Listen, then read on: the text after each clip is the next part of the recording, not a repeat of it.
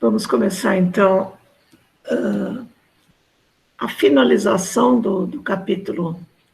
Um pouco antes disso, não é esse slide ainda não, é o anterior, antes desse ainda. Eu acho que é esse aí.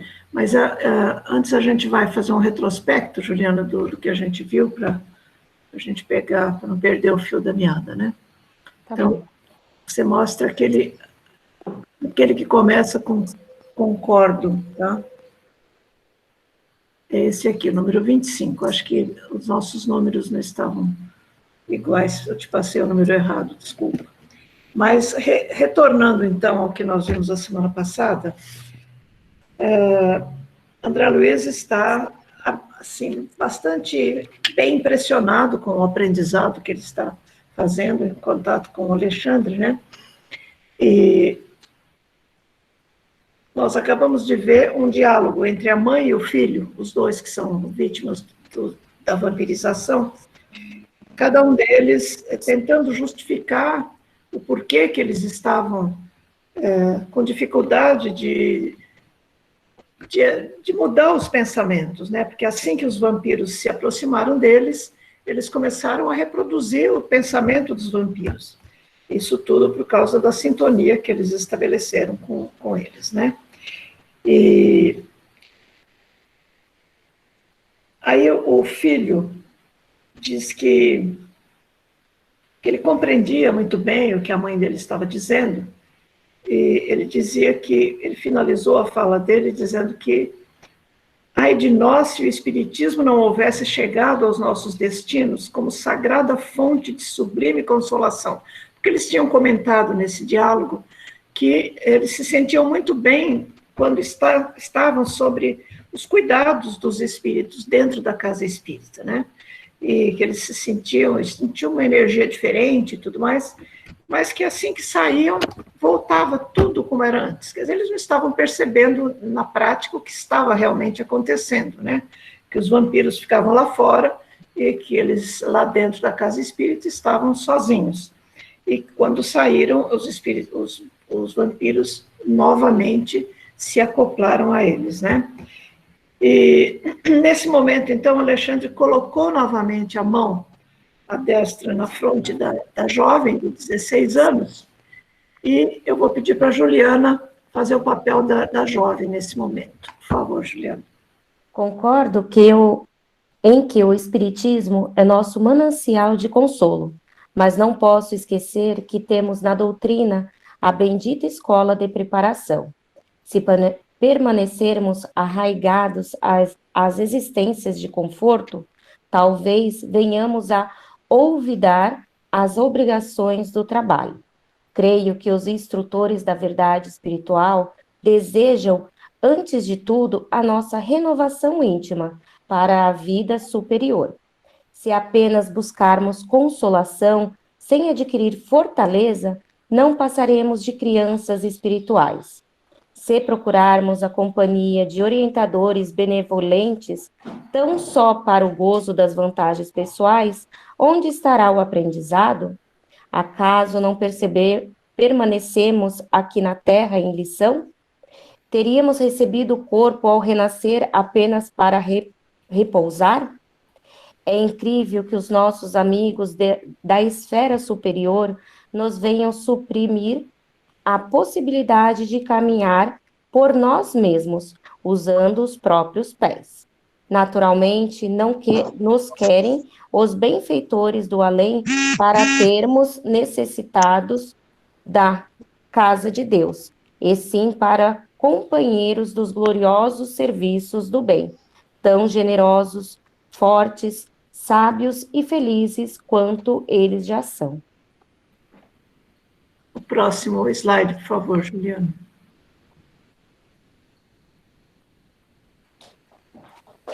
Antes do próximo slide. Não, desculpa.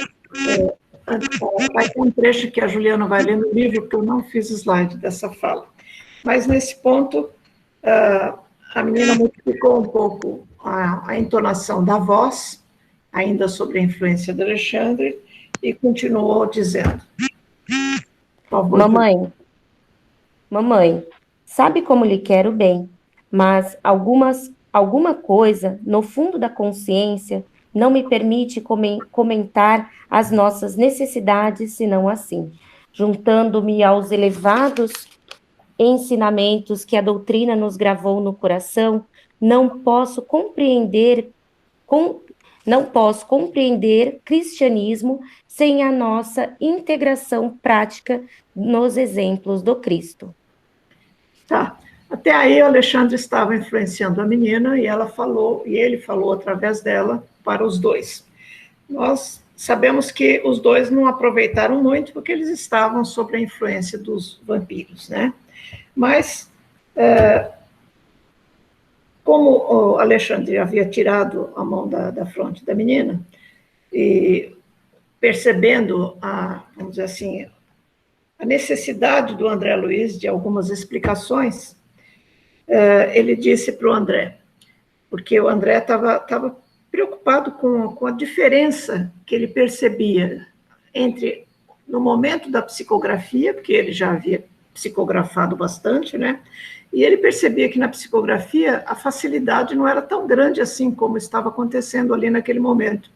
O Alexandre simplesmente colocava a mão na fronte da menina e ela falava tudo que ele queria, né? Ela transmitia praticamente ipsis literis o que ele dizia para ela.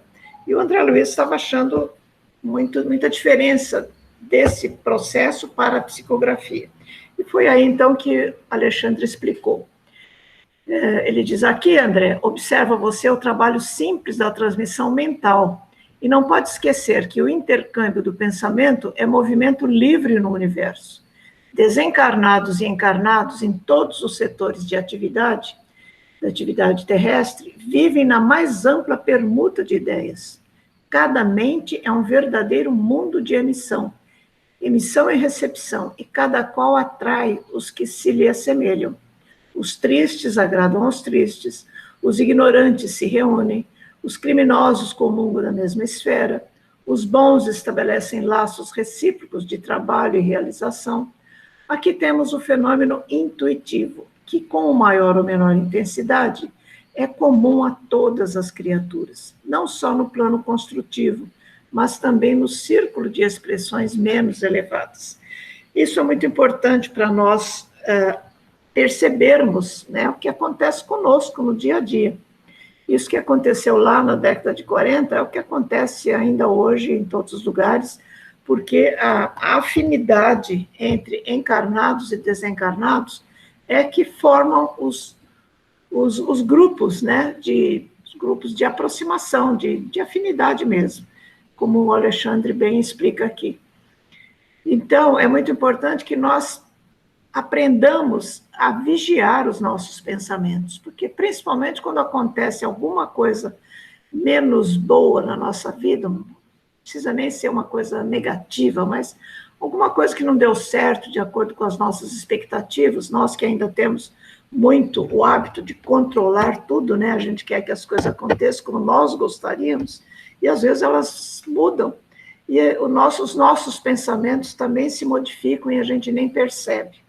E é aí que a gente entra em contato com, às vezes, com seres que estão nas cercanias e percebem a sintonia que nós estabelecemos com eles e são atraídos por nós. Então, às vezes, as pessoas dizem, eu sabia que aquele pensamento não era meu.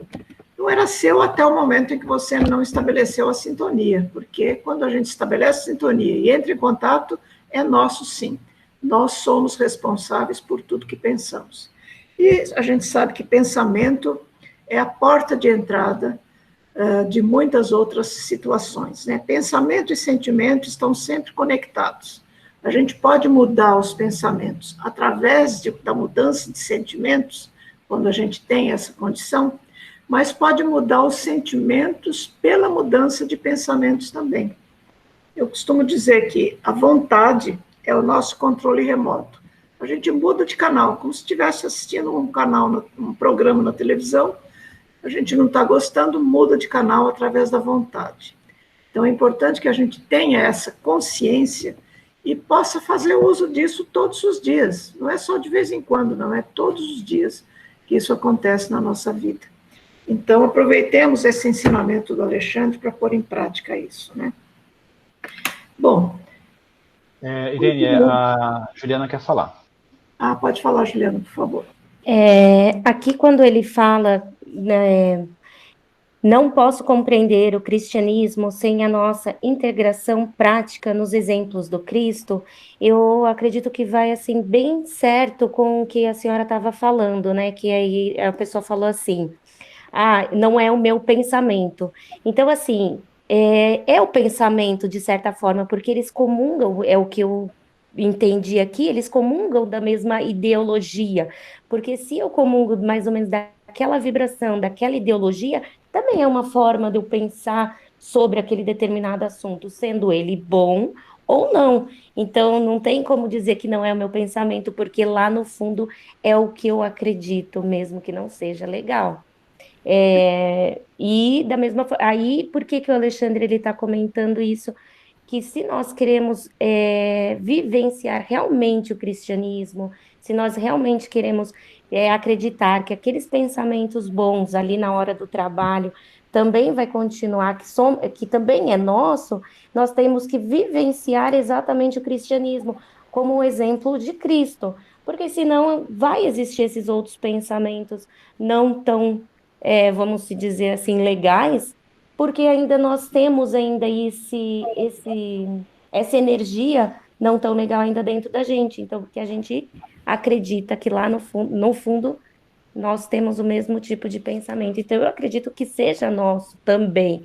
Não seja assim, eu só nesse momento influenciei um pouquinho. Porque se eu não tivesse esse lado sombra, não sei se assim posso dizer, eles não conseguiriam despertar esse tipo de pensamento na gente. É isso. É verdade, Juliana, é isso mesmo, muito obrigada. E, aliás, são coisas que a gente traz do nosso passado, né? Nós estamos aqui, vamos dizer assim, num processo de redenção mesmo do nosso passado, né? E trazemos, a irmã se esclarece muito bem isso nos livros dela sobre autoconhecimento, quando ela diz que nós estamos repetindo isso há milênios, né? E também ela tem uma mensagem, se eu não me engano, no livro Mereça Ser Feliz, em que ela fala não é na Reforma Íntima Sem Martírio que ela fala disso. Ela fala como é que ela dá o nome a essa mensagem? Quando ela fala do interesse pessoal, que é uma coisa tão marcada na nossa consciência, que a gente vem trazendo há milênios. É uma herança, praticamente, que a gente traz de si mesmo. E em cada encarnação, embora a gente esteja tentando melhorar há muitas encarnações, mas aquela marca que nós trazemos do interesse pessoal, ela aparece, né? De vez em quando, de acordo com as coisas que acontecem na nossa vida, ela chama de reflexo matriz. É o capítulo 10 do livro Reforma Íntima Sem Martírio. Esse reflexo matriz que está lá gravado na nossa consciência, ele aparece de vez em quando nós damos chance para que ele volte, né? Então, por isso que nós precisamos estar sempre muito vigilantes nos nossos pensamentos. Porque a gente pode cair assim de repente. Isso vem ao encontro daquilo que Alexandre explica daqui para frente. Ele começa a fazer uma análise dos três personagens que eles estão acompanhando, né? Então, ele fala da mãe e do filho, que estão, por causa do que aconteceu nessa última encarnação deles mesmo, né? Estão muito ligados a esses pensamentos que fazem com que essas entidades tenham tanta facilidade assim de se aproximar deles. E que a menina, não só por ser ainda muito jovem e guardar no seu corpo perispiritual ainda muitas coisas que ela levou do plano espiritual, que ela trouxe do plano espiritual para cá, né? ela ainda não está contaminada por isso, e também por não ter, segundo ele mesmo informa, Alexandre, que ela não tem grandes dívidas do passado. Então, ela tem mais facilidade de se libertar, ou de não deixar com que esses espíritos mais ligados a essas inferioridades se aproximem dela. Irene, aí, fala, Juliana. Só complementando aquilo que a Juliana trouxe, né, eu também achei muito interessante essa passagem, né, que ele fala assim, né, através de Alexandre: não posso compreender cristianismo sem a nossa integração prática nos exemplos do Cristo. Eu lembrei de uma passagem do livro O Espírito da Verdade, do Emmanuel, onde, lá no capítulo 54, Buscais, ele fala assim, ó, deixa eu achar aqui: quem segue o Cristo, vive-lhe o apostolado. Então, aqui, a gente se diz cristão, a gente fala que segue o exemplo do Cristo, mas a gente só realmente segue o exemplo do Cristo quando a gente vive o apostolado dele. Isso quer dizer, a gente tem as nossas atitudes, os nossos pensamentos de acordo com o Evangelho. E é o que eu vejo que ela estava se referindo, Alexandre, né, por meio dela, estava se referindo aqui a essa questão. Né, se todos estão ali dispostos a seguir o Cristo, se dizer cristão, então ela estava chamando a atenção da mãe e do irmão para que eles vivessem esse apostolado, vivessem esse evangelho. É isso mesmo. Quer dizer, Alexandre aproveitou a facilidade da menina, né, e falou isso, que eles precisavam ouvir, mas, infelizmente, não aproveitaram muito, porque não estavam em condições de dar atenção àquilo que estavam ouvindo, né. E aí ele diz, e além disso, não tendo débitos, quer dizer, a menina, né, não tendo débitos muito graves do pretérito, condição que é isenta do contato com as entidades perversas que se movimentam na sombra, pode refletir com exatidão os nossos pensamentos mais íntimos. Quer dizer, a pureza da mente dessa menina é que facilitava naturalmente esse intercâmbio que aconteceu, né? E ele diz, vivendo muito mais pelo espírito nas atuais condições em que se encontra, basta a permuta magnética para que nos traduza as ideias essenciais. Quer dizer, o magnetismo que se estabelecia entre eles, quer dizer, o magnetismo do Alexandre era assimilado por ela com toda facilidade, né? Aí o André Luiz ficou muito feliz com essa explicação e falou, bom, isso significa que essa jovem é bastante pura e ela continuará com semelhantes facilidades em toda a existência? Ela pergunta para o Alexandre. E ele diz, não tanto. Aí ele explica que ela ainda conserva os benefícios que trouxe do plano espiritual e as cartas da felicidade ainda permanecem nas suas mãos para extrair as melhores vantagens no jogo da vida. Mas dependerá dela o ganhar ou perder futuramente. A consciência é livre. Quer dizer, seria muito fácil se todos os jovens nessa idade tivessem essa pureza de sentimentos, que todos continuassem. A gente sabe que é muito difícil, né? E também nós estamos aqui vendo uma história que aconteceu na década de 40. A gente sabe que um jovem ou uma jovem de 16 anos hoje já não tem os mesmos pensamentos, né? Mesmo uma jovem que frequenta uma mocidade espírita e tudo mais, já não é tão pura assim como essa menina.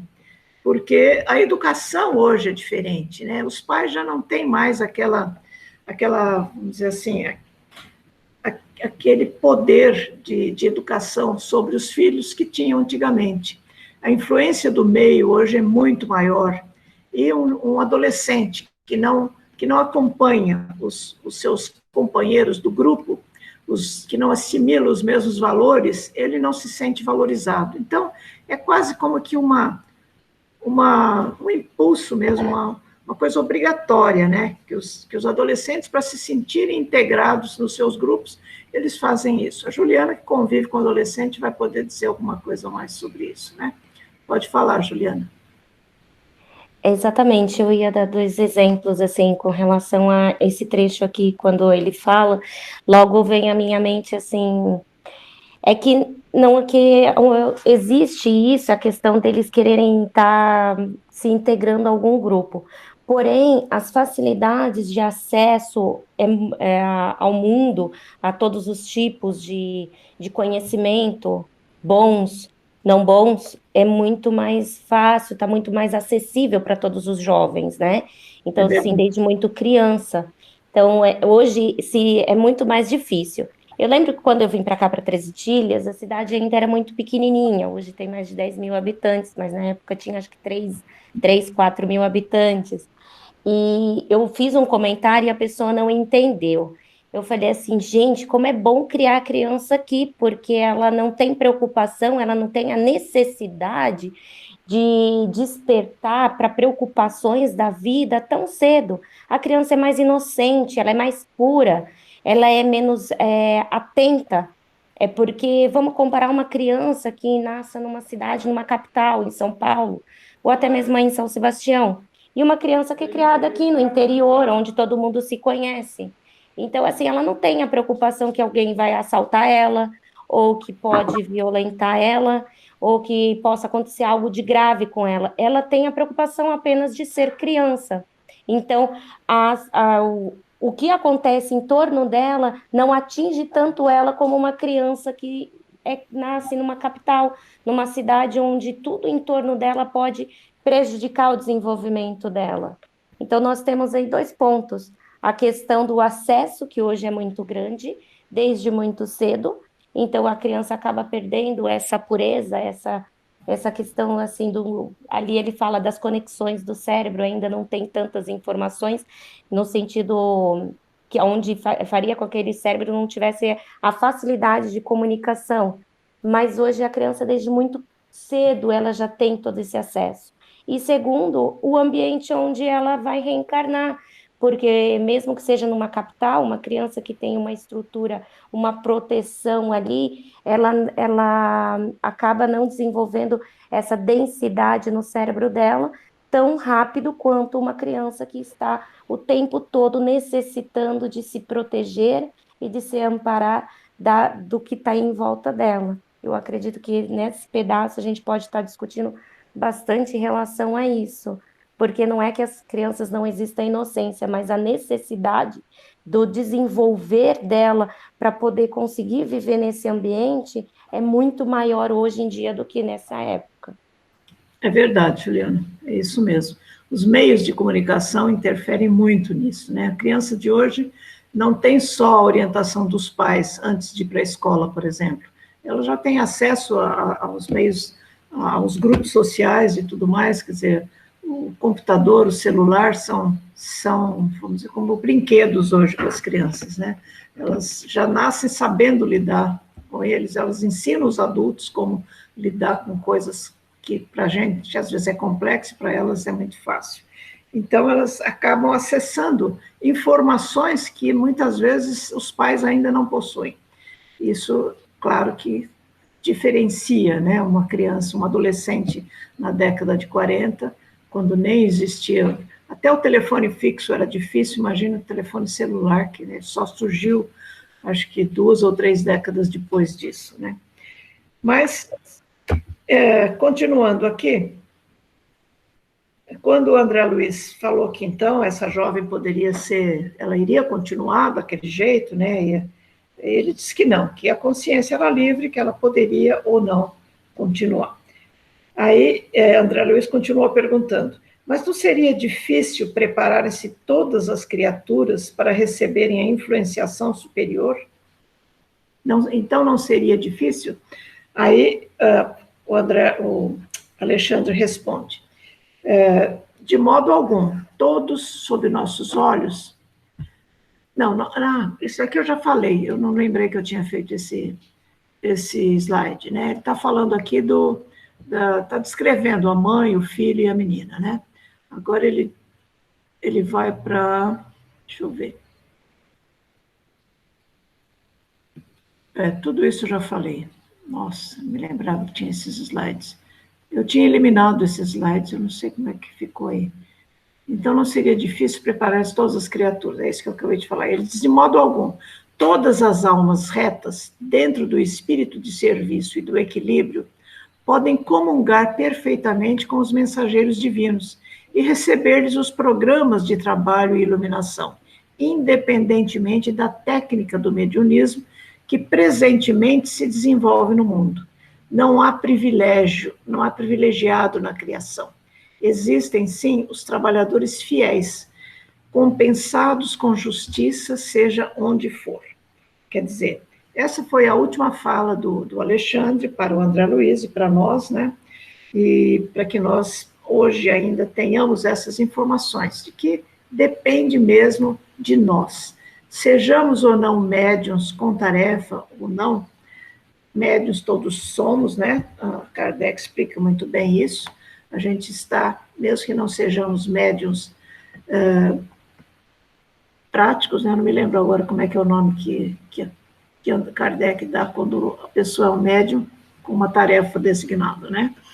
Mas todos somos médiuns enquanto intermediamos o pensamento dos espíritos que querem nos ajudar ou nos atrapalhar, dependendo da sintonia que nós estabelecemos com eles, né?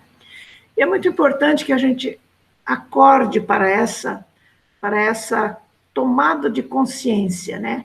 Isso é uma coisa que, numa oficina de sentimento, como nós estamos, como a Siena está empenhada em se dedicar bastante a isso, a gente percebe que é um lugar onde a gente aprende a fazer isso, né?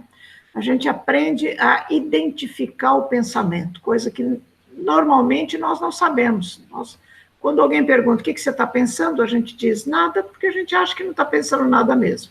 Então, nós não temos ainda essa facilidade, essa condição de identificar os nossos pensamentos. Isso a gente pode aprender.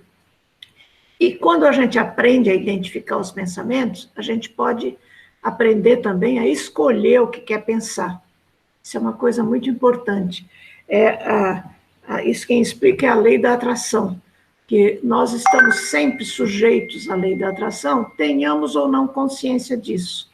Então, quando a gente não tem consciência dos pensamentos, a gente está sujeito à lei da atração inconscientemente. Quando a gente aprende a tomar consciência, a gente pode escolher o que a gente quer pensar. Escolhendo o que quer pensar, a gente escolhe o que quer para a vida da gente. Tem uma definição de fé do Pai João de Angola, no livro 7 Caminhos para o Alto Amor, que ele diz assim: a fé é o desenho mental daquilo que você deseja para a sua existência. Eu acho que é a melhor definição de fé que eu já vi em toda a minha vida. Desenho mental, porque nós temos uma tela mental na nossa mente, né? Uma tela virtual, onde são projetados todos os nossos pensamentos.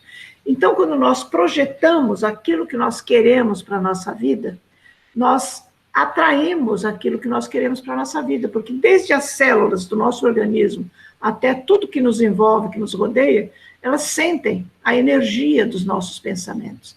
Dizem os cientistas que as células do nosso sistema imunológico, elas ouvem os nossos pensamentos. Na verdade, elas assistem àquilo que nós projetamos na nossa tela mental. Juliana, já vou te dar a palavra, tá? Desculpa, só queria terminar o meu pensamento. Acho que é a Juliana que estava levantando a mão e eu não dei a palavra para ela ainda. Não? Então, acho que eu me enganei. Tudo bem, mas eu só queria dizer isso porque eu acho que esse capítulo é muito rico, ele tem muitas coisas que a gente precisa aprender, sejamos ou não médiuns, e a gente pode aproveitar muito para melhorar a nossa vida, no nosso dia a dia, melhorar a nossa qualidade de vida, inclusive. A gente que está batalhando para pôr em prática aquela questão do espiritismo por dentro, né? Colocar o espiritismo por dentro em prática, fica mais fácil quando a gente presta atenção nessas coisas. E este capítulo é muito rico nesse sentido. Eu acho que eu estou terminando esse capítulo, não sei se vai dar tempo da pessoa começar o outro, né? Mas antes que as pessoas devem ter alguma coisa a falar, porque tem muita coisa ainda que pode ser comentado aqui, né? Mas eu gostaria de agradecer a oportunidade de ter estudado esse capítulo, que me deu a chance de me aprofundar bastante nesse estudo, não só aqui no livro Missionários da Luz, mas no livro dos Espíritos, principalmente, né, no capítulo que trata desse assunto. E gostaria de agradecer também a participação de vocês todos que participaram, a Juliana, que me ajudou hoje na coisa, e o apoio técnico do Juliano e da Rita, que são imprescindíveis para a gente, né? Alguém gostaria de complementar com alguma outra informação, ou nós podemos encerrar o capítulo aqui?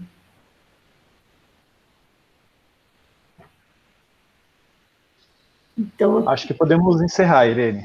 tudo bem, Juliano. Você está com a palavra, então. Beleza.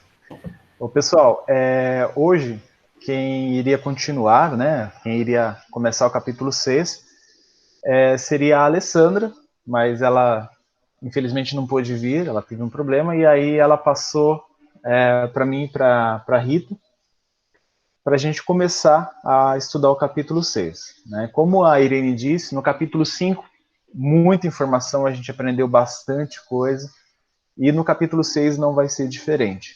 Apesar de ser vocês que leram, né, é algo muito simples, assim, poucos minutos, talvez, dos ensinamentos do Alexandre, mas tem muita informação para a gente garimpar aqui. Então eu vou começar, é claro que eu vou pedir para a Rita me ajudar, né, para que a gente possa estudar juntos aqui, e vocês também, se vocês tiverem qualquer apontamento, podem falar. Então, esse capítulo começa com André narrando toda a experiência no campo da medicina terrestre que ele havia alcançado. Porém, ele sentia-se impossibilitado de auxiliar aquele irmão daquela menina, né? No final ali, no início do capítulo, eles se separam e o rapaz vai até a casa dele. Pois desconhecia como melhor intervir no caso. Aqui, a gente está se referindo ao vampirismo que estavam acontecendo com aquelas entidades que estavam ligadas a ele. É claro que a gente percebe logo no início que essas entidades elas ficam mais separadas, né? Então ele consegue adentrar a residência sem a presença dessas entidades. Então ele entra lá e aí ele vai sem fazer barulho até onde está a sua esposa que está dormindo, né? Deixa eu continuar aqui. Muitos questionamentos rodeavam a mente de André. Semelhantes expressões microbianas acompanhavam os desencarnados. Tudo aquilo que ele estava vendo, que ele via no perispírito e tudo aquilo que estava acontecendo naquele ambiente, elas acompanhariam, né? Aqui ele se refere às doenças que nós temos aqui, aquelas que ele estava se referindo ali quando ele estava se lembrando de quando ele era médico aqui na matéria. Essas doenças, esses parasitas, essas bactérias, tudo isso acompanhava lá os desencarnados, atacariam a alma fora da carne. Quando me debati em amarguras inexprimíveis nas zonas inferiores, certo havia sido vítima das mesmas influenciações cruéis. Todavia, onde o remédio salutar? Onde o alívio para tantas angústias? Então aqui, André Luiz relembra lá no nosso lar, no momento em que ele estava passando por aquele período no umbral. Ele fala que realmente ele estava sendo vítima, sim, dessas influenciações, desses tipos de organismos, dessa flora microbiana, mas no plano espiritual. Então ele estava lembrando disso e ele tinha certeza que isso acontecia. Aí, Alexandre, né, revelando paternal interesse, Alexandre veio ao meu socorro esclarecendo. Estas interrogações íntimas, André, são portadoras de grande bem para o seu coração. Isso quer dizer, tudo aquilo que ele estava questionando faria muito bem para ele.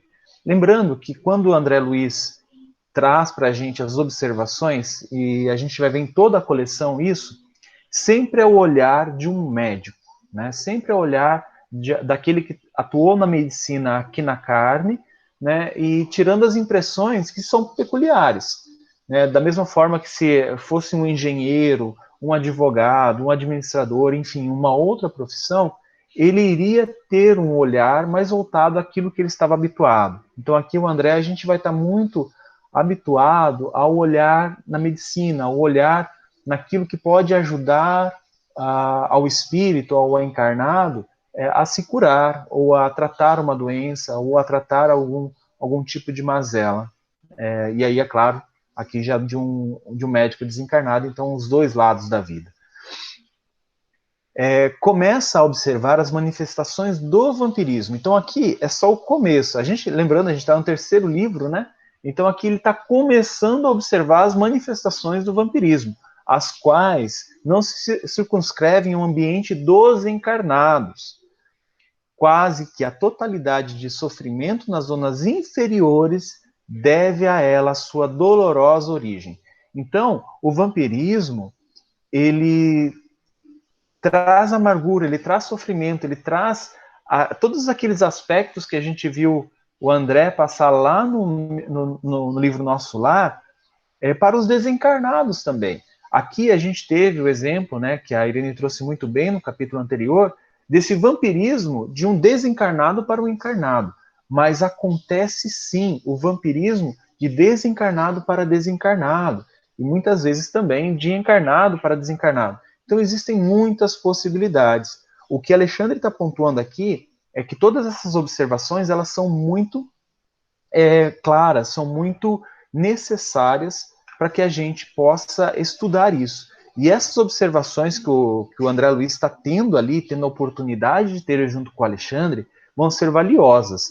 Então vamos guardar essas informações aqui, porque a gente vai usar ela durante todo esse livro e depois nos livros posteriores também.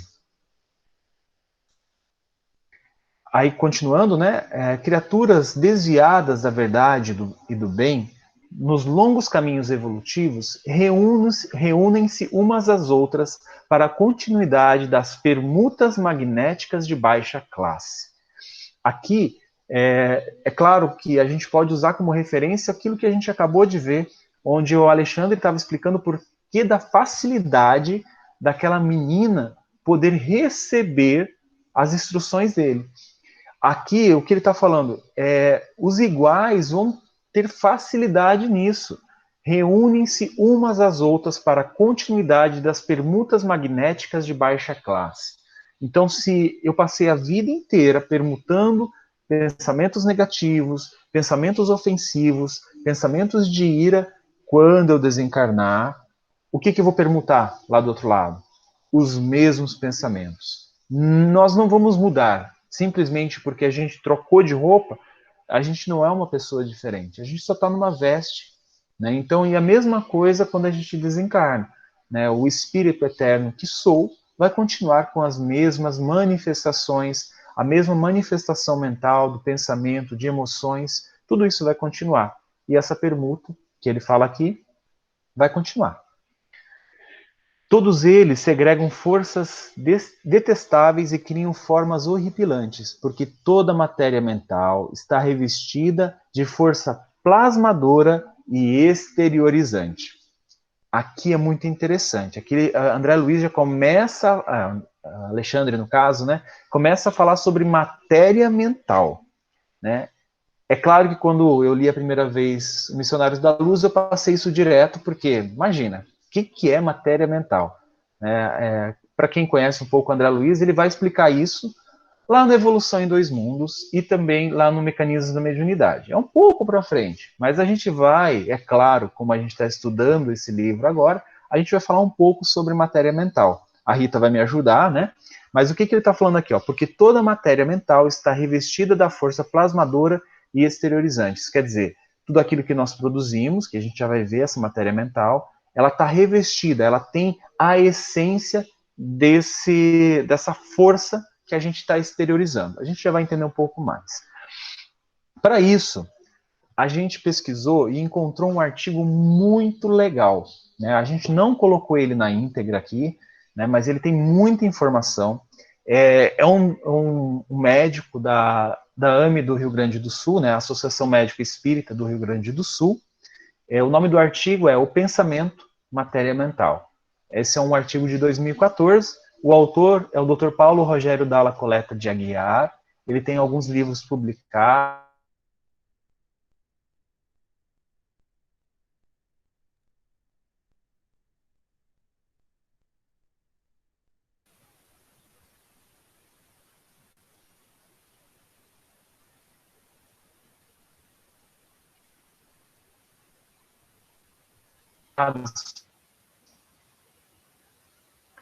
Gente, desculpe, eu caí aqui. Eu estou na internet do celular, vocês me desculpem. Está apresentando aí para vocês? Tá. Vou continuar aqui. Opa, vou voltar aqui um pouquinho. Então, esse artigo foi trazido pelo Dr. Paulo Rogério Dalla Coletta de Aguiar. Ele utiliza algumas referências no André Luiz, né, e alguns estudos que ele tem na parte clínica dele mesmo, né, que ele viu no exercendo sua profissão. E ele começa falando assim, ó, apesar do esforço da psicossomática, que já conseguiu evidenciar através da pesquisa, o que já se sabia através da experiência clínica, a ciência médica ainda está longe de perceber a importância do pensamento, a sua influência e o seu mecanismo de ação na estrutura celular. Então aqui é muito legal isso. Ele falou, olha, apesar da gente já ter um contexto geral da psicossomática na medicina, mas ela ainda está muito longe de conseguir definir, delinear muito bem o que isso vai influenciar na estrutura celular. Ou tentando traduzir isso, ou tentando melhorar isso, como o pensamento vai agir para me favorecer quando eu estiver doente, tentando encontrar uma cura, ou tentando melhorar a minha saúde, ou como o meu pensamento vai me prejudicar com emanações que podem me trazer a doença, podem me trazer algum problema, né? Rita, você quer falar alguma coisa? Não, eu estava tentando falar, mas o nosso microfone não funciona aqui. Pode continuar, que aí eu vou me intrometendo. Tudo bem, eu vou fazendo aqui. E continuando no artigo, ele fala assim, ó, sem deixar de considerar a importância da fisiologia e a sua relação com o reino exterior, isso quer dizer, no nosso corpo, agindo ao nosso redor, com os micro-organismos que nós temos, os fatores externos, a medicina terá que voltar-se necessariamente para as causas fundamentais de nossas patologias. É claro, ele é um médico espírita, então é óbvio que ele vai ter um pensamento um pouco mais transcendental. Ele não vai ficar somente tratando o corpo físico, ele sabe que ele precisa tratar também a alma eterna, né? Mas, enquanto a fisiologia analisa os efeitos e procura remediá-los à superfície, é na alma. No entanto, que iremos encontrar as causas profundas dos nossos desequilíbrios, devidos às nossas criações mentais. Aqui a gente está entrando no que seria a matéria mental, que ele está se referindo aqui, né, que o Alexandre está falando aqui. Então, apesar da gente ter um avanço muito grande e considerável na medicina tratando o corpo, a medicina, por enquanto, só está tratando os efeitos, né, só a superfície. Enquanto os médicos, enquanto nós, humanidade, não olharmos para a alma, onde estão localizadas as causas, vai ser muito difícil. A gente só vai ficar remediando, mas não vai encontrar realmente a cura. Eu passei semana passada, eu acho, ou umas 2 semanas atrás, uma palestra no YouTube do Dr. Décio Iandoli Júnior, falando sobre cura. E é muito interessante o que ele fala. Ele fala assim, muitos de nós vamos às casas espíritas procurar a cura do corpo. E a casa espírita, ela tem a pretensão de trazer a cura para a alma. Não só a casa espírita, mas como outras religiões ou filosofias tendem a trazer a cura para a alma, né? Buscam isso. Ô, Ju, continuando falando. Eu acho que... Tá dando microfone, né? Não? Só fazendo um adendo, eu acho que o trabalho da casa é fazer com que o assistido desperte para a necessidade da autocura, né? Através do conhecimento do evangelho, através do autoconhecimento. Esse tem que ser o trabalho principal da casa, né? A casa não tem que ter a pretensão de tentar curar o assistido, né? A casa ela tem que ser uma casa de apoio, de despertar. É isso. Isso mesmo, isso mesmo. E a gente já vai falar sobre isso, onde o Alexandre, né, vocês leram lá, que ele falou quem é o médico de si, né? Quem é o médico, o teu médico mesmo. Então a gente vai falar sobre isso daqui a pouco.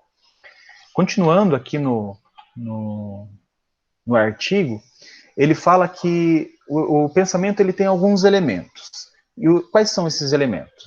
Que é o raciocínio, a memória, a imaginação, a vontade e o sentimento. Isso é uma análise dele, tá? Se a gente for lá no Emmanuel, ele tem uma visão um pouco diferente disso aqui, mas eu não vou falar sobre Emmanuel hoje, vamos seguir o artigo aqui. E ele fala, estes elementos consistem no agrupar e coordenar de imagens, aprender-lhes as conexões constituídas, a fim de as retocar e agrupar em novas correlações, mais ou menos originais ou complexas, de acordo com maior ou menor potência intelectual do indivíduo, juntamente com a capacidade de percepção, abstração e comparação, promovem a associação de ideias. Aqui ele está colocando mais ou menos como funciona as estruturas do pensamento.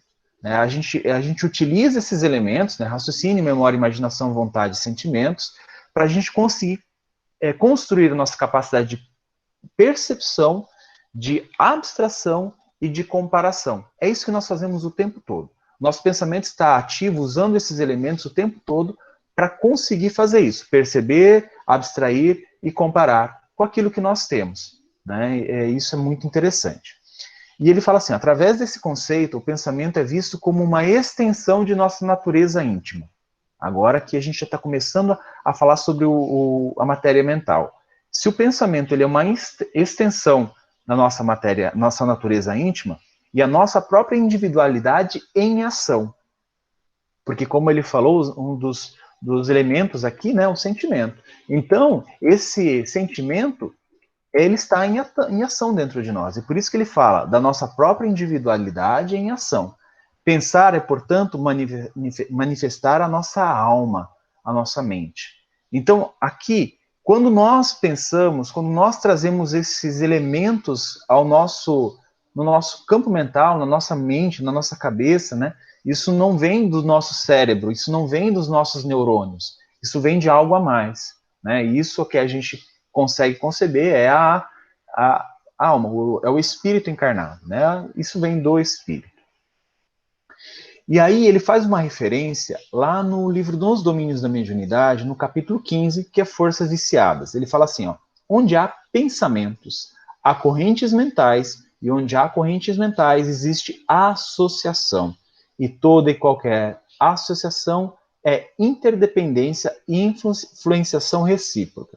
Isso aqui ele faz uma referência àquilo que a gente conversou agora sobre aquela menina que recebe a intuição do Alexandre.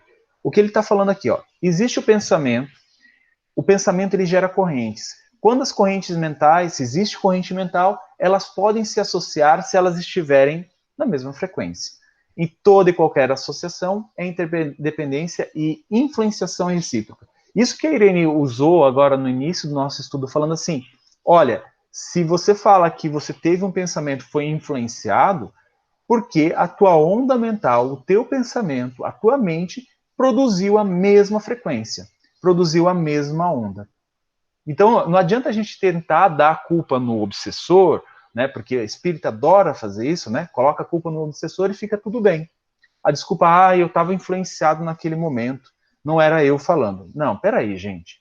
Né, a influenciação, ela acontece por quê? Porque a gente estava emitindo a mesma onda mental daquele ser, daquele irmão sofredor, emanou naquele momento, e talvez foi uma onda mental de ira, é óbvio que você também estava na mesma frequência. As imagens mentais têm a capacidade de tornar claro o entendimento e de ampliar a nossa visão de qualquer coisa. Então, aquilo que a Irene falou da nossa tela mental, essa tela mental a gente utiliza para isso, para tornar claro o entendimento e de ampliar a nossa visão de qualquer coisa. A imagem fala por si. Ao conceituarmos um objeto, estamos a limitar esta imagem à nossa percepção.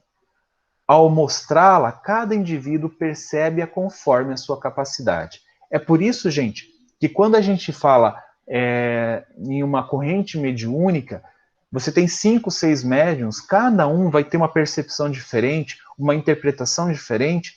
Por quê? Porque as vivências são diferentes, as experiências são diferentes, a maneira de pensar é diferente, né? Por exemplo, eu tenho uma maneira de pensar muito mais racional, muito mais metódica. É diferente da pessoa que tem um pensamento mais emocional, mais sentimental, né? mais vinculado a coisas mais abstratas. Eu sou vinculado mais a coisas materiais. Então, a visão do pensamento é diferente. Então, quando a gente produz essas matérias, essa imagem mental lá na nossa tela mental, a gente vai absorver muito daquilo que nós emanamos, que nós somos. Às vezes a espiritualidade vem mostrar uma coisa para nós, projeta na tela mental de todos os médiuns, só que a interpretação é diferente. Por quê? Porque as imagens podem ser muito parecidas, mas a interpretação dentro de cada um de nós é diferente. Compreendemos assim, ele faz uma outra referência agora ao mecanismos da mediunidade, no capítulo 4, matéria mental, do André Luiz. Ele fala assim, compreendemos assim perfeitamente que a matéria mental é o instrumento sutil da vontade. Né? Como a Irene falou, a vontade é aquela gerência dominante. É pela vontade que a gente consegue manipular os nossos pensamentos. Manipular é que eu digo assim, conduzir os nossos pensamentos. Nossos pensamentos vêm a todo instante. Nós estamos recebendo influências a todo momento. Aqui encarnados, no momento de vigília, e quando a gente está dormindo também, no desdobramento do corpo físico. Então, quando a gente está nesse momento, a gente vai receber. E que ela é um instrumento sutil da vontade, atuando nas formações da matéria física. Então, aqui, a gente entende, né, quando o André Luiz fala que nós somos co-criadores em esfera menor, que com o nosso pensamento e a nossa vontade dirigindo essa força, esses pensamentos, a gente está, sim, atuando na formação da matéria física. Isso quer dizer, a gente pode estar plasmando no nosso corpo físico a cura, plasmando a capacidade de se regenerar, plasmando a capacidade de superar os seus limites, tudo isso através do nosso pensamento. Mas, é claro, também pode ser utilizado para fazer com que nós mesmos adoeçamos. Gerando as motivações de prazer ou desgosto, alegria ou dor, otimismo ou desespero, que não se reduzem efetivamente a abstrações, por representarem turbilhão de força em que a alma cria os seus próprios estados de mentação indutiva, atraindo para si mesmas os agentes, por enquanto imponderáveis na Terra, de luz ou de sombra, vitória ou derrota, infortúnio ou felicidade. Isso aqui tem muito a ver com aquilo que a Irene trouxe sobre a lei da atração, sobre aquilo que nós emanamos, a gente vai estar vibrando, e vibrando a gente vai estar entrando na mesma sintonia, como foi falado no slide anterior. E eu acredito que para encerrar o artigo, que o artigo falou sobre bastante coisas, e também já para a gente encerrar o estudo de hoje, e a gente continua na semana que vem. Nesse sentido, a ideia é um ser organizado. O pensamento dá-lhe a forma, e a vontade imprime-lhe a força e a direção. Olha que legal, o pensamento, ele dá a forma, e a vontade, ela coloca nele a força e a direção. Isso quer dizer, a intensidade que esse pensamento vai agir sobre nós e sobre o mundo ao nosso redor, e a direção, para onde vai o teu pensamento. As ondas e as imagens mentais, que é a matéria mental, criam um campo eletromagnético à volta do indivíduo chamado aura, ou halo vital, que exprime a natureza íntima de cada ser.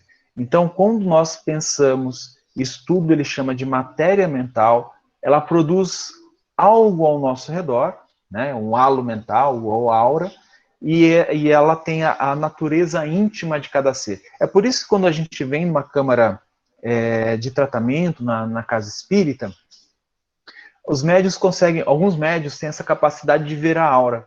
Muitas vezes a aura ela está diferente daquilo que se espera ver, né? A gente já tem mais ou menos uma ideia de uma aura sadia. É a mesma coisa quando eu acho que o médico, quando ele olha para uma pessoa que está saudável, corada, né, com um semblante bom, quando uma pessoa, um paciente chega e ele tem um semblante abatido, desgastado, cansado, doentio, então isso já consegue ser percebido. E a aura também traz isso, ela traz as informações íntimas do ser. É expressado ao nosso redor porque essa matéria mental, essa aura, esse halo, ele se projeta ao nosso redor.